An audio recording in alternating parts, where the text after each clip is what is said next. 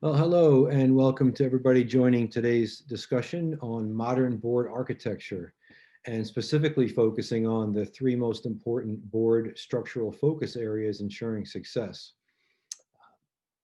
Looking forward to getting into this and sharing my knowledge with everybody on this webinar today. So let's jump into it. So just a quick introduction of myself for those that have joined all of my webinars. This is going to be a repeat, but I have to do it for those that are newly joining. So again, I am Mark Pfister. I am your host and speaker for today. I am the CEO and Chief Board Consultant of M.A. Pfister Strategy Group.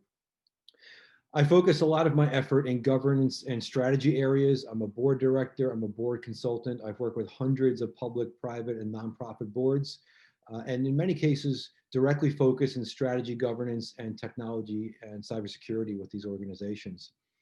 I've become known as the board architect. I was introduced some years ago at a speaking engagement with that title, and I've adopted it for myself. I've worked significantly in the area of defining the structural components of effective boards, which I think is truly the areas that make a board effective and efficient. And my book, Across the Board, The Modern Architecture Behind an Effective Board of Directors, is again drilling down into what we're talking about today, this modern architecture of successful boards.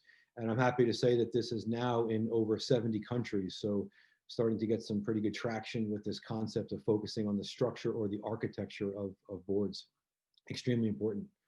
Excuse me. Few webinar reminders for today. My approach again for purpose is to share knowledge on foundational board structural elements required for successful board operations. Remember that this can be a repeatable roadmap for you to leverage as a board director, an already seated board director, and looking to make your board of directors more efficient and more effective. And also you can look at this from 180 degrees outside or 180 degrees in another angle and saying, if you are being asked to join a board, what types of questions are you asking and how are you vetting and evaluating the board that you're planning on potentially joining?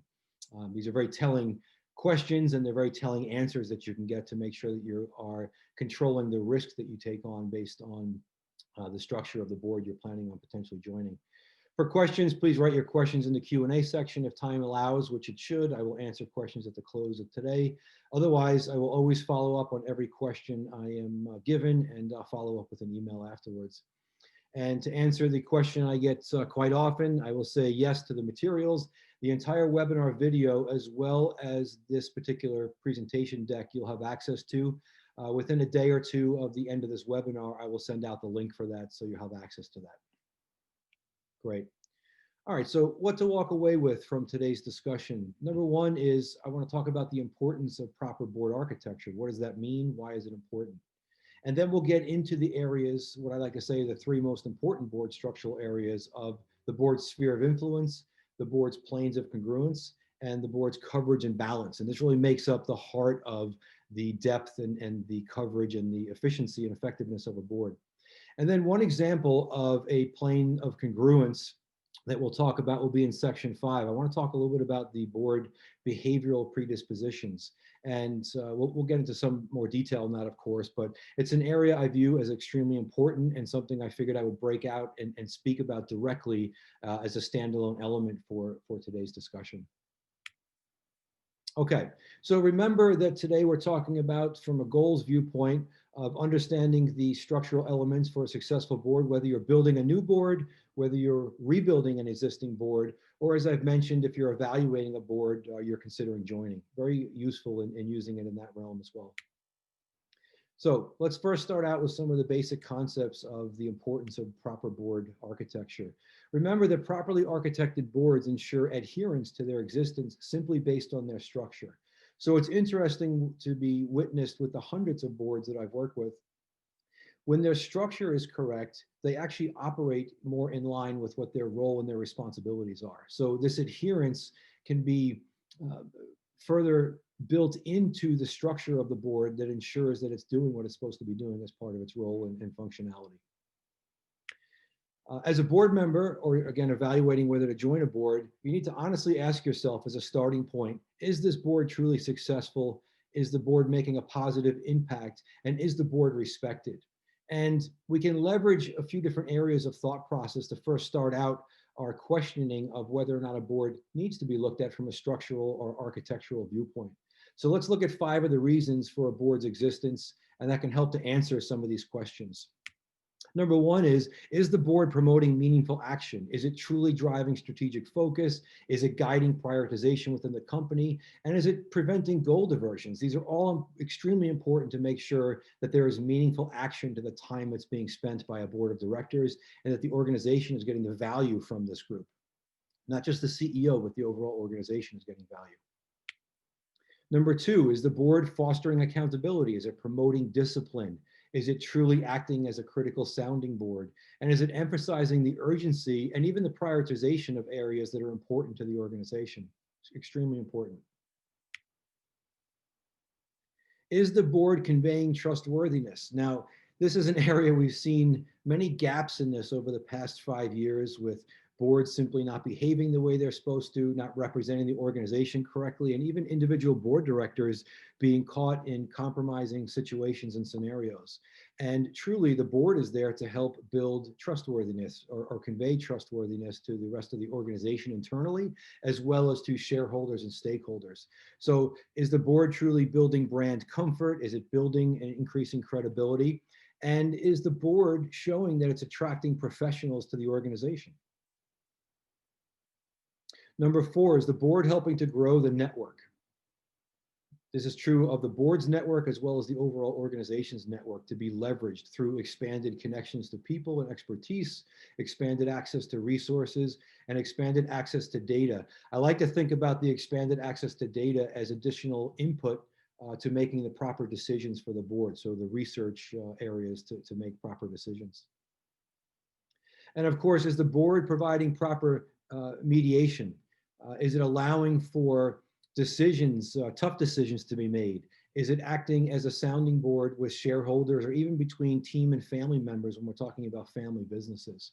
And this mediation is extremely important. I like to see it done in such a way that is not just respectful, but also is done in a way that drives to a very firm and conclusive outcome. And in cases where board members are not getting their way, that they practice what's called respectful dissent, meaning that they understand that it wasn't their first choice of decisioning that was made, but they also stand behind the board itself as a group in the decision that was agreed upon and voted upon.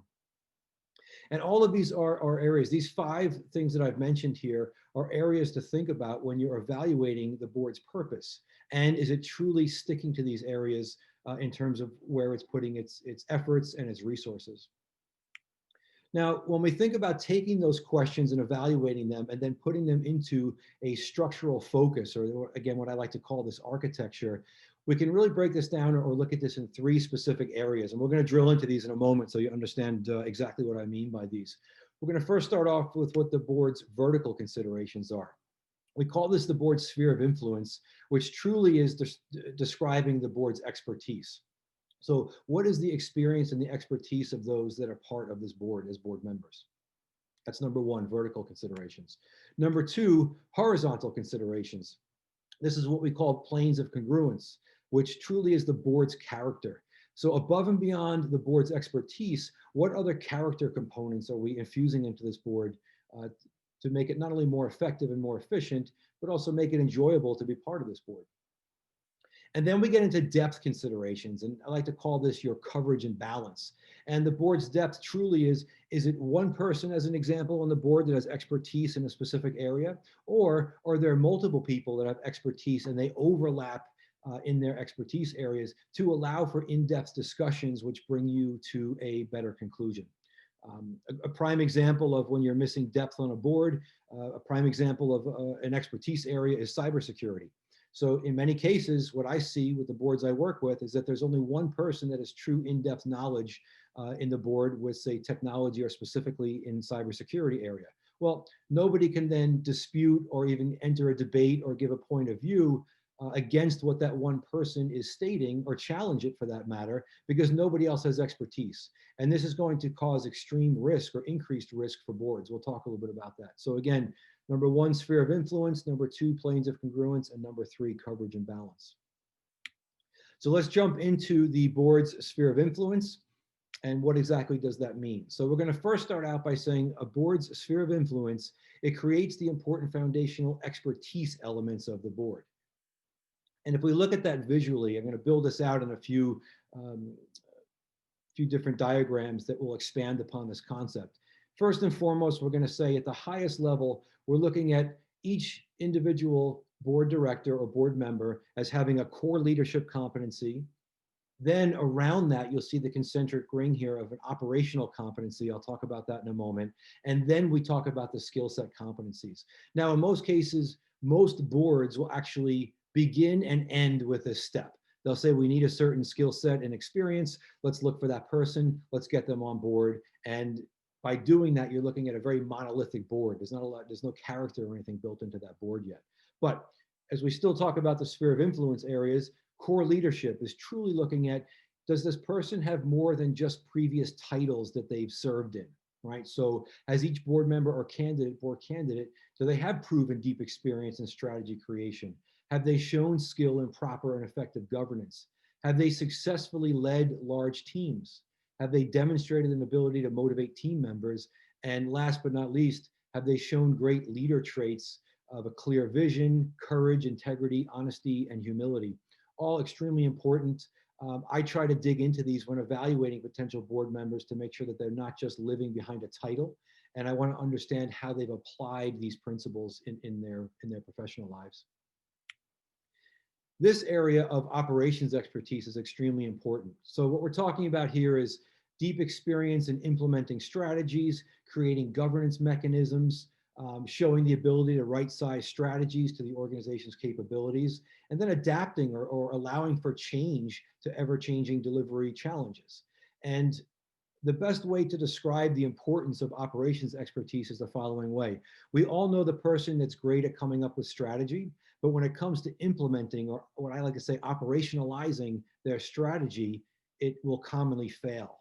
And this is due to many of the areas that you see here on this particular page, that they have not been able to apply this or implement their strategies properly. So I'm not interested personally only in someone with strategy. I'm also interested to understand how they've implemented that strategy, how it supported the goals, and how they've aligned areas of the organization to deliver and be part of the culture and the purpose of the organization. Extremely important. It's an area that's commonly overlooked when talking about the evaluation of board members. Then we move into the skill set and competencies, competencies and experience. So as you can imagine, most boards are only focusing on this one area. They're saying, okay, what expertise do I need? What experience do I need? And I'm going to apply that or look for that particular person. And for most boards, it stops right at that. What we're saying here is that this is our starting point. We want to understand what expertise we need through an exercise of saying, if I take all the names of potential board directors out of this, what are the areas that are most important for this organization's board at this time of growth or at this phase of growth? And the phase of growth will help define somebody, say, as an example, in the finance area. Somebody that has M&A experience in the finance realm may be more valuable to the board at the current phase of growth than say at an extremely early phase of growth of the organization. So there are different criteria for different skill sets that you can look at for the phase of growth. But just know that when we're talking about this initial sphere of influence, we're starting with the core leadership competency. We're then looking for a core operations competency, and then we're comparing back and looking for those that have experience in the areas that we've defined as important and needed for the organization, both the organization's purpose, mission, and vision, as well as the current phase of growth. Now, the note here I also mentioned is that in most cases, if this is done properly, you can match back these skill set competencies areas directly to correlate to the board committees that you form after you've been through this exercise. We'll talk a little bit about that in a few moments. All right, a few examples of this in action. So this is an example from an actual technology services business. And the exercises here, we look both at this from an internal facing, meaning from internal to the employees as well as the CEO, of course, and also external facing requirements. This board was expected to be a little more vocal in working alongside the CEO with some of the communication and the shareholder as well as stakeholder communication.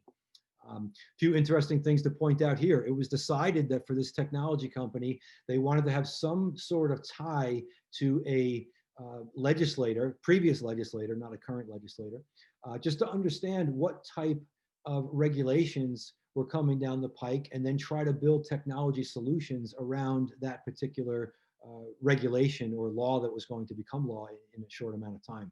So it's an interesting way to look at requirements and also find someone that can weigh in on the trending or the trajectory of different types of legislation. Of course, you see some of the common ones here, such as technology, human resources, finance, product and marketing. I'll show a few more examples here as well. An example from a development business. So this had to do with an organization that was investing in developments, both commercial as well as residential. So you'll see some areas there that are extremely important to that industry: construction, real estate, marketing, of course. And then you'll see some other areas there that may not be thought about as being needed for a board that's in, say, the development vertical. But if I look at this, I say to myself that it's still a business, it's still an operation, it still has some of the internal need for finance expertise and human resources or human capital and technology and legal, marketing, of course, retail, sales. So this is how this board was looked at before. Again, any type of name was thrown against this in terms of an individual person. We first did the study of what types of expertise do we need for the current phase of growth. Another example for a nonprofit organization, this can be applied again across any entity type, whether it be nonprofit, private, or public organization. This particular organization said we want to make sure that our expertise areas that will be filled by an individual will also correlate back to them being the chair of a specific committee. So we aligned all these areas, and this particular board had 8 members or 8 core members. And then advisors actually made up some of the other support areas for their committees. They had an emeritus board of previous serving board members. And then, of course, they also had their advisors that were available for specific areas of needed expertise. For those that are joining on this webinar that are specifically have a background or are involved with nonprofits, I want to point out the importance of this triangle or this trifecta of 3 areas of the development committee, the marketing and communications committee, and the program and outreach committee. Those areas commonly for the nonprofit boards I work with, they're mismatched in some way, or they're missing the expertise or even the committees associated with those areas. So the programs being what you offer, the development committee aligning the grants or donations or sponsorship, and then the marketing packaging that in such a way that allows for someone to understand exactly what the programs are and why they should be involved with it. And also the ongoing progress of those programs. That, I can tell you in a nutshell, is the failure of most nonprofit organizations as it correlates back to the structural elements of building a board for nonprofits as well. And this sphere of influence, again, in the step 1 sphere of influence, remember this can be applied in a few different ways. It can be done in the course of looking at a true board of directors, where every member of the board is a board director, not necessarily a board advisor or some other title. It can also be applied to a board of advisors, where the whole board is a group of advisors. You'll see this in some early stage companies where they start out with a group of advisors first. This is helpful both to get a feel for how somebody operates and also to understand, also actually hold your costs down. As we commonly say, the need for D&O or director and officer insurance is not needed for a group that does not have fiduciary responsibility as an advisory board.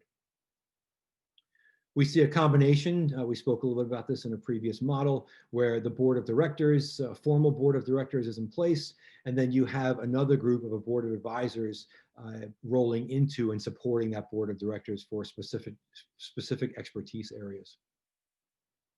And this one, I see this mostly in private companies, where it's at the same table as a mix of board directors that have formal voting rights and fiduciary responsibility. And then you also have at that same table for the same amount of time, a board of advisors.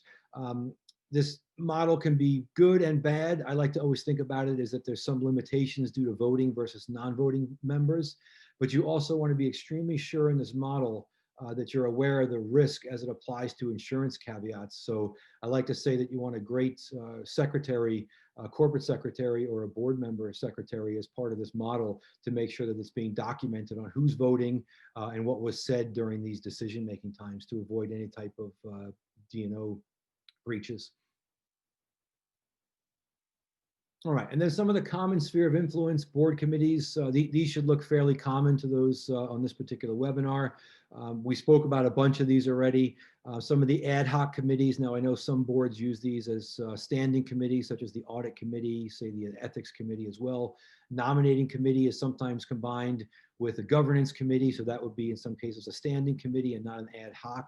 But the point of all this is to say, for my sphere of influence or my step one area, what expertise do I need? And then how would I correlate that back to a common or even an uncommon board committee of how I would structure this area for the board and where the responsibility would lie for those decisions and for the proposing of concepts and ideas to the overall board. I like to think of this also as being a way to house the responsibility areas, and the easiest way to do that on a board is through its committee structure. We move then to the planes of congruence. So we've built out the core areas of the board in terms of understanding the expertise and the skill set areas. And now we're going to say, before we make a decision on a specific person to fill each of those positions or those expertise areas, what are other considerations that we want to weigh? Now, a board's planes of congruence, this again is the horizontal considerations. We first through the sphere of influence talked about vertical considerations. We're now going to talk about horizontal considerations, and these form the important character elements or the foundational character elements of your board. This step is skipped in so many boards, and I can tell you it affects in a negative way their performance and their operations. So let's first think about structurally, how does this fall? How do you look at a board's planes of congruence? So again, we're viewing these as horizontal considerations. At the bottom of this diagram, I want you to first view the previous topic we spoke of, where the sphere of influence, which is the circle, that's now laying flat. And we're building on top of that in these horizontal planes, concepts that we want to infuse into our board to make sure that's the character that we want. And I'm going to give you a few examples of that here as well. So this is an example from a board I worked with. And again, we've already built out their sphere of influence. You'll see that across the bottom. And we're saying what other things are important either to have through individual members on the board, or if we weigh specific requirements across the entire makeup of the board. So in one of the examples here, I'll read these out. We say it's extremely important to us to have deep strategy and governance expertise. We want an age range and a generational span on our board. We want diversity in the realm of a women to men ratio. We want to make sure that we're evaluating personality traits, making sure we don't have all type A's on our board or whatever type it may be. We want to make sure that we are evaluating and in tune with the emotional intelligence of those that are joining this board. And specifically the emotional intelligence, or the importance of this, is to ensure that we are creating an environment that is open to dissent and open to outside ideas without feeling like it's a challenge or an attack. All right. And then of course, plane number 6 in this example is, what is our breakdown or our percentage of a common vertical knowledge, industry vertical knowledge, plus how do we get varying industry backgrounds on this particular board, and what should our percentage of those be?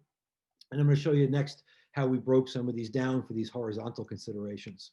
So in this case, we said that we want every single board member to have deep strategy and governance experience. And don't necessarily assume because somebody previously served on a board that they have deep strategy and governance expertise. I'm talking about formal strategy and formal governance expertise, understanding there are different governance models out there and how to decide which one you're utilizing or which ones you've combined to work together. Understanding formal strategy. Where did it come from? What's the history behind it? Why is it where it is today? How has it evolved? And how do we apply this, and how are we using the indicators from a failed strategy early on before it affects the organization? Age range and generational span.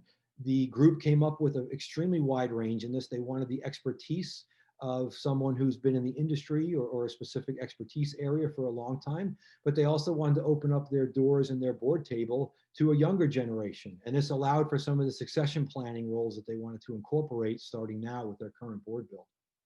Diversity, they're looking for a minimum of 30% women on their board today. And I think that's extremely important. I can tell you the boards that I work with or have architected or restructured, I specifically look for more 30% or more women on the board. They just simply work better, meaning the board works better when there's a diversity of women on the board. Personality traits. So again, in order to avoid a specific monolithic personality trait, we want to make sure that we have a balance of personality traits on the board. So in this case, I always classify people into 4 categories. It's just an easy way for me to look at folks. They're either an analyst, a diplomat, a sentinel, which is a protector, or an explorer. And I'll show you in a minute how we talked about getting a balance in that area.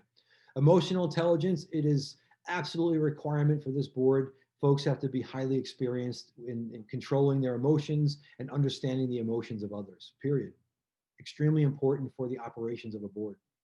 And then when we talk about common vertical knowledge and varying industry backgrounds, we said in this particular company, we want to make sure that at least 2/3 of the board has some sort of services business aspect or experience, meaning that they've been involved in some sort of consulting aspect that had a service component, not necessarily a product component. Just happened to be where this industry or this company works in the specific industry. And then as a core belief, we try to make sure that the board understands also of how many people on the particular board do they want from their industry. And this may sound initially counterintuitive, but the boards that I work with or have re-architected or been called in to re-architect, starting out, if they had more than 25% of the board members from the same industry in which the organization that they're going to join, the board they're going to join, serves, commonly they were creating this bubble of knowledge or insulating themselves from other industry knowledge areas. So I personally look for and try to build out boards where there's no more than 25% of an industry overlap of the current organization's focus area or main revenue stream. I don't like to see more than 25% of that from the same industry. And a great example of this is for a pharmaceutical company that went out on a limb based on my recommendation and brought somebody in with a marketing expertise on the board from a different industry. It was almost unheard of at the time. And as it turned out, it brought a whole nother realm of best practices from other industries into the realm of a very insulated pharmaceutical type company, and it revolutionized some of the ways they targeted their sales. So quite a different way of looking at things. All right. So again, your planes of congruence, or the second level for this, is a way of looking at the character across your board and understanding the areas that are of importance to you as you go about building your board. This should commonly be a discussion that you have with your whole board weighing in on it. In many cases, for companies I'm working with, I'm actually fostering these discussions and then giving examples of what are some common planes of congruence. So we talked about deep strategy and governance experience and understanding, age ranges, diversity type of focus areas, personality trait balance, fluency, geography familiarity, right? So if your company is looking at expanding, you may need some additional expertise from outside of your specific region. We're going to talk a little more in a moment about the areas of EQ, emotional intelligence, MQ, mindfulness intelligence, and also how those are applied together in the realm of TQ. I'll touch on that very high level. All right, so we went through the first 2 steps, right? We're going to next talk about your coverage and balance, another extremely important area for a board to understand not only what they're planning on doing, but also understanding why it's important. So a board's coverage and balance creates the important foundational depth elements of your board, right? So most boards do not have depth in the realm of how I'm going to describe depth of a board. So let's first say that when we talk about board member coverage and balance, it's referring really to 2 very basic concepts. One is, from a coverage viewpoint, it's ensuring that you have engaged at least one true expert in each of your design sphere of influence areas. Remember, sphere of influence being the area number 1 we talked about, but also meeting your planes of congruence requirements. So again, looking at the character or the horizontal considerations of your board. And then a balance, another extremely important component of this, a predetermined overlap of expertise and experience as it relates to your board sphere of influence, right? So I'll give you an example of that in just a moment. So that example we're going to talk about next is going to look at a board that it was actively aiming to reach a coverage requirement of at least one subject matter expert in each sphere of influence area, and then also looking for a balance of at least one deep knowledge individual. I'll explain in a moment what I mean by that, in addition to an SME in each sphere of influence area. So if we look at this visually, and I'm going to explain this, I know it's a little bit busy on this page, but in this example, the sphere of influence area across the top in blue. For this organization, they decided that they needed expertise in the areas of technology, HR, finance, product, marketing, sales, and legal in their board or within their board. So they said to themselves, okay, if we're looking for those types of people, let's take the current candidate pool we have and compare that also against our existing board members, some of which were going to remain throughout this transition of the organization. And we started to rate the folks across the organization. So think about this as an evaluation matrix of the board. So in this case, we're looking for, we'll use technology vertical as an example. In this case, we have a board member, number one, has a rating of 1, which means they're a subject matter expert area of technology specific to this organization's requirements, right?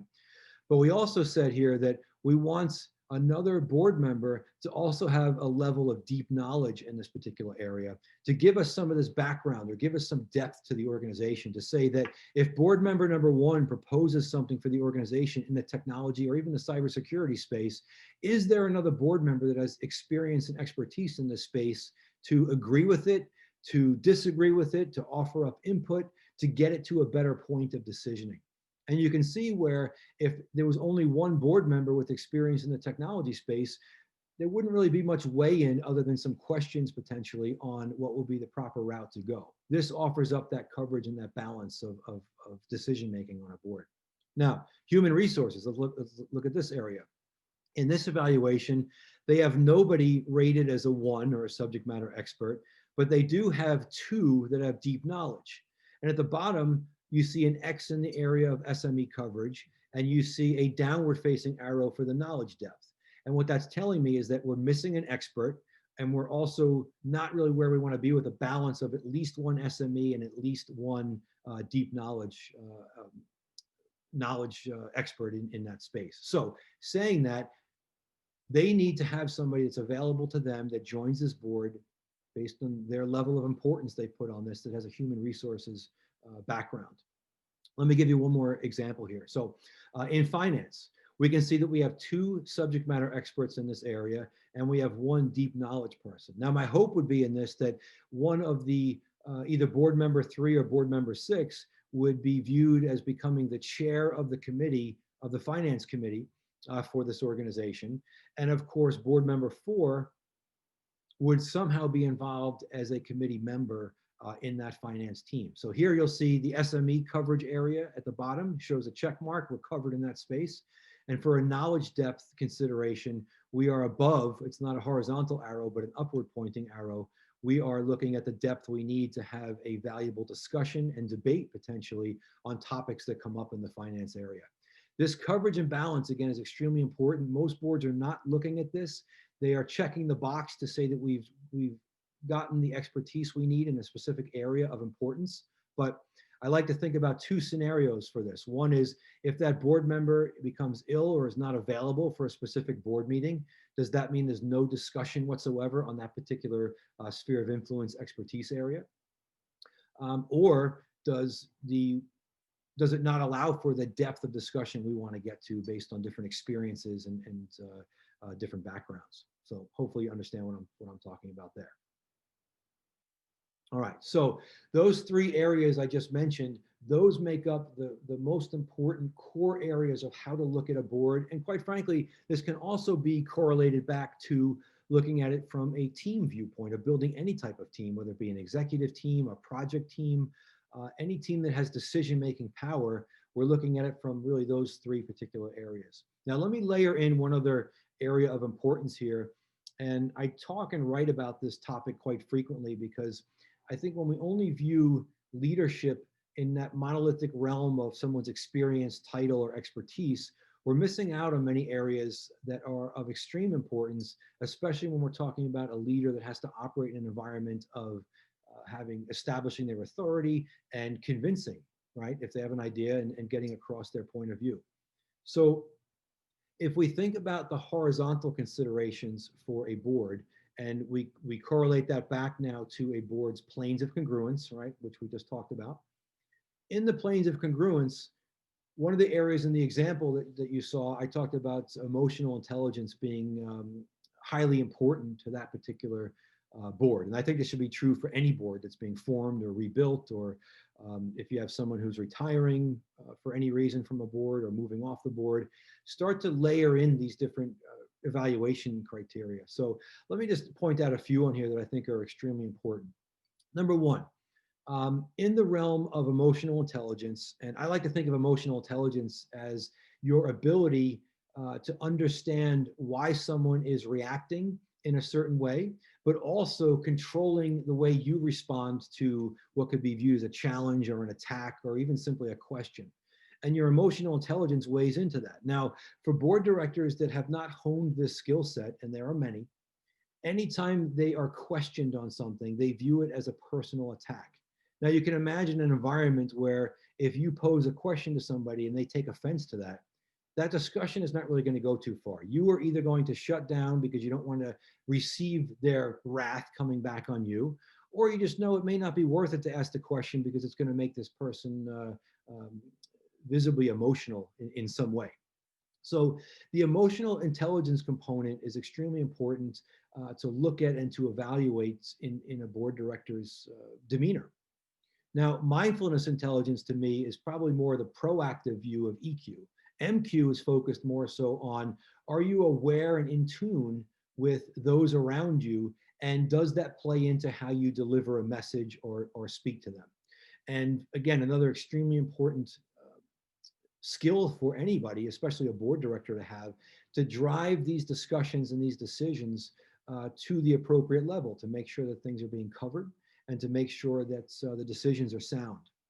In a new area that I've added to this recently, I shouldn't say that it's new in terms of being out there, but my article in this particular month's newsletter that I put out there has to do with grit, or what many more formally call adversity, or AQ, adversity intelligence. And grit to me is truly something that I think we are lacking as a whole today. And this is the ability for someone to really stick by something to its conclusion, and to get something done, I guess is the best way to describe this. And understanding that in the evaluation of board directors, it's extremely important to understand, is this a person of grit before saying yes or inviting them to join your board?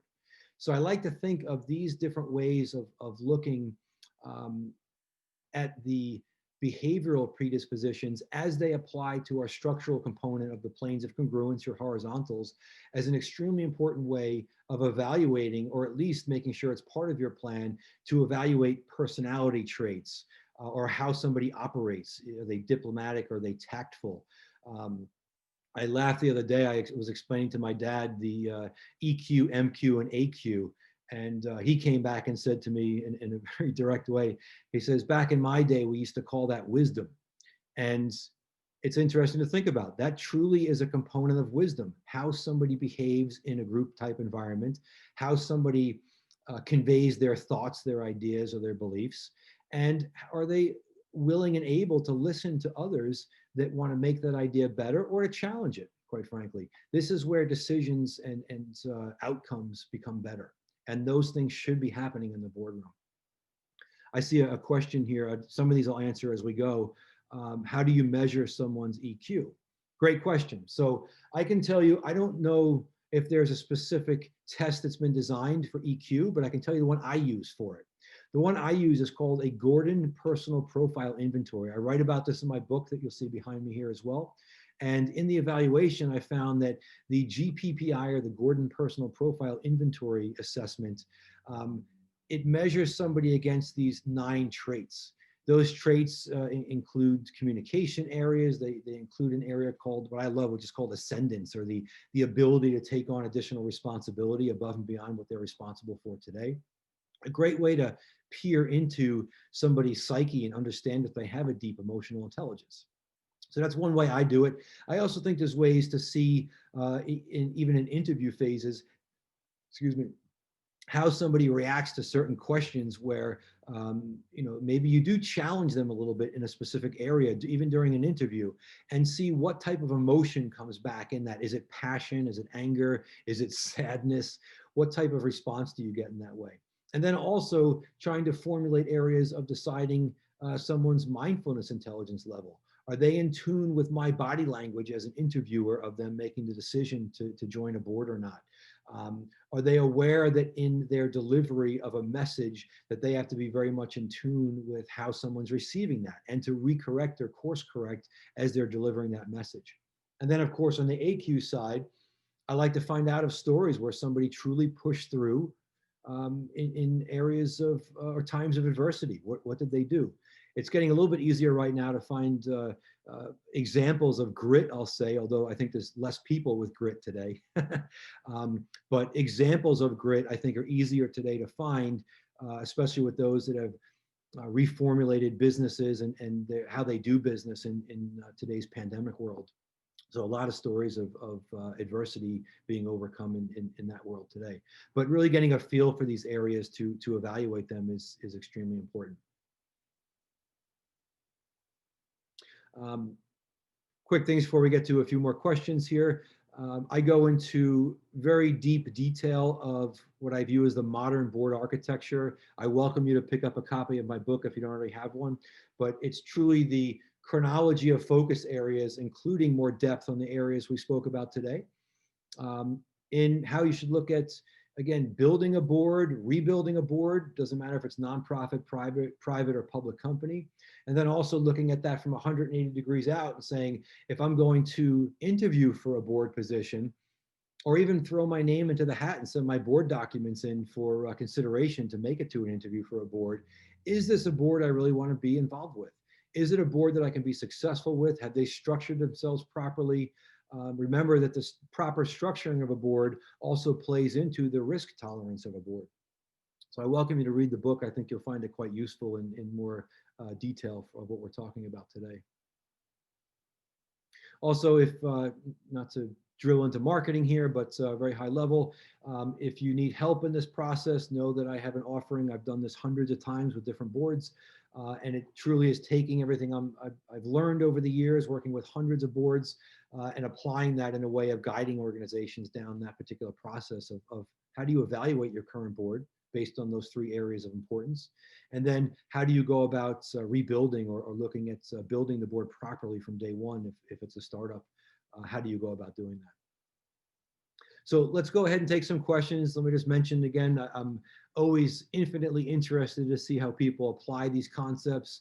Keep me abreast, reach out to me and let me know how you're doing with these things as well. Approach your board build or evaluation in a disciplined manner. You can use this presentation as well as my book as a roadmap. And don't be scared about change. In fact, embrace it. Most boards that have done this, they initially feel this pushback because it is a big change for them to look at the building of their board. But embrace it. Do it in bite-sized chunks. If you're an existing board and you have someone that's retiring or reached a term limit on their board, use that as the catalyst now to look at the overall board. It's not saying you have to get rid of existing seated board members, but the new folks you bring in as board members, evaluate them in this structure. Start to build out the structure of how this architecture is going to look for your future board and implement that over time. So let me go to a few of the questions here, if you bear with me for a second. How do you get an existing board to embrace making a structural change? Great question. That's kind of what we're talking about right now, but I'll add to this that in many cases, most boards are viewing these structural changes as just that, as change. And change is scary even to a board, even though they should be the shepherd of change in an organization. So the way I personally like to do this is to treat it as an educational aspect first. So for some boards, I'll come in and I'll do an hour or two of speaking as part of ongoing education for that board. And then after that, once the board is comfortable with the process, they may reach out and say, listen, we want a guide or a shepherd to walk us through this process and implement it. And that's a great way to do it. Now, even for boards that don't follow up and say, Mark, we want you to come in and do this for us, they are now educated through the ongoing education of bringing someone in to talk about it in their environment or their board meeting, ongoing or continuing education. They are now aware of it, and they can start infusing components of this into the future vision of how their board makeup works and what it looks like. Good question. This is more of a comment than a question. I too have found that true operations experience is important for board directors. Okay, so I'm assuming you're referencing back to when we talked about your board sphere of influence. Remember, we start in the middle with the core leadership competency, and then the next concentric ring on that is the operations experience. I can't say enough how important that is to avoid getting board directors that are great at spewing out strategy, in fact, great strategies, but they would not be successful either for that type of business, for that size of business, for the availability of expertise internally of that business. This is where the operations experience is truly important. And if you're packaging yourself to be considered for board director seats, you want to be extremely sure that you're showing that you, in addition to expertise areas as it pertains to just simply strategy and governance, you also want to show how you've applied that. The best way to do that is through showing your operations experience. Another question, can governmental mandates drive planes of congruence considerations? Absolutely. So something I think about here, and maybe this is why you're asking that question, I think about the diversity component that we had for the example, where we talked about at least 30% women on the boards that were being considered to be that board's build. So absolutely. So an example where we look at it at a governmental level, we can look at Norway. Norway mandated some years ago that there had to be a set number of women on every board, or else they risked being delisted as public companies. California in the US, and I'll clarify that because I know we have a few folks that are overseas on this particular webinar right now. So California has come out and specifically stated that they are mandating a specific number of women, at least one, and that's moving up to 2 and possibly 3, depending on board size, within the upcoming years. So governmental mandates can definitely drive planes of congruence considerations. That's one example. Another good one to think about is certain states are driving through ESG, or environmental social governance components, looking at corporate social responsibility. These are areas that may absolutely weigh in to the decisioning that you make on adding the additional character at your board level. So I, for an example, just last year got my certification in global ESG components. I think it's going to be extremely important for boards to overlay that in their horizontal considerations across their boards. So that's a prime example of maybe not being a governmental regulation, but something that's being pushed by governments, and whether it's multinational or specific to your area, your geography, that can definitely drive your sphere of influence areas. Absolutely. Hopefully that answers your question. Another question, does focus on coverage and balance increase board size? Good question. I probably should have mentioned that. So the answer is not necessarily. And I'm going to clarify that just so I'm being clear and not wishy-washy in my response. So in many cases, if you're looking for specific expertise areas as part of that step 1, that sphere of influence area, you can start out with the mindset that each expertise area is an area that will require an individual to take or to own within the board. But if we look at this at another depth or another level, we can also say that there are specific skill sets or specific areas of expertise that we can combine. So I sometimes get beat up when I say this, but I'll just use it as an example. One board I was working with, they wanted to combine the expertise areas of marketing and sales, I think it was at the time. They wanted to lessen the number of people that were required to sit on the board. So they specifically looked for someone that had in-depth marketing and in-depth sales experience, and they combined that into one candidate. All right. Now, by doing that, that handled the coverage area for their expertise in their sphere of influence area. But in looking at the coverage and balance, that added another depth or another layer to their decisioning on finding not just the right person with the marketing and sales expertise, but also now somebody else that had overlap within another area to meet their coverage and balance requirements. So think of it this way. The work that you put in up front on the structuring or the architecture of your board can help greatly minimize the number of people you need on a board to be extremely effective and efficient, right? And for many boards that I work with where their sizes have increased over the years, which seems to be a trend right now, they're finding that the coordination and the scheduling for those boards, especially for unscheduled events where they need the availability, is becoming harder and harder.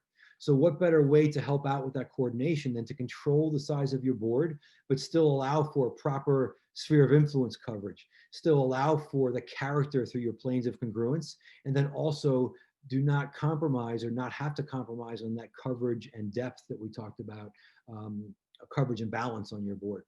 So the answer again is that for does focus on coverage and balance increase board size? It doesn't happen, but commonly that's directly related to the amount of effort and input that's put into the process of the structuring of your potential or upcoming board or your new board or the rebuilt board, and then the effort that's put into the actual work to get to the point of building that board out for what you view as your future vision. Okay. How do you measure someone's EQ? I think I answered that. That question may have come through before I touched on that. So how do you measure someone's EQ? The best way I've seen, again, is through the correlation of a test I use, an online test. It's quite cheap as well. Some board members, when I suggest that I want them to take this particular test, they look at me a little funny. But I think when all is said and done, they understand the reasoning behind wanting to get a little more depth in the understanding of that person's EQ and how they apply it. So again, how do you measure someone's EQ? I like to use the Gordon Personal Profile Inventory test for that. All right. Any other questions? I don't see any other ones here.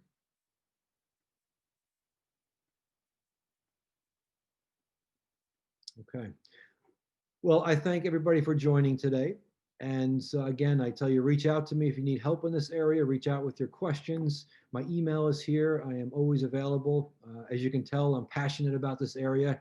I think this board architecture topic is the reason for 95% plus of the issues that most boards experience. It comes back to the fact that they were not structured properly from the beginning, or in today's world, they're not structured properly. And by focusing efforts in that area, they can truly make a difference in their effectiveness and their efficiency of their boards. I thank you very much, everybody, and I will see you soon. Check out next month's webinar as well. It will be posted shortly, and a link to this video as well as the presentation deck we just reviewed will be available to you in the next day or so. So I will send that to you via email. Thank you very much. Thank you very much, everybody. Bye now.